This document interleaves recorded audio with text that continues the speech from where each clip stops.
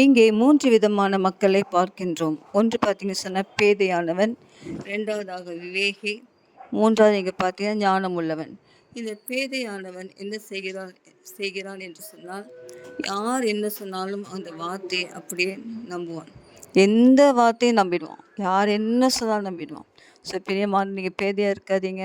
யார் எந்த வார்த்தையை சொன்னாலும் கொஞ்சம் யோசித்து பார்த்து அது சரியான வார்த்தையா சொல்லி ஜாக்கிரதையாக இருங்க.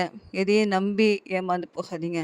2வது விவேகி என்ன செய்வான்னு சொன்னால், அந்த அந்த நல்ல நடைகளின் மேலே கவனமாக இருப்பான்.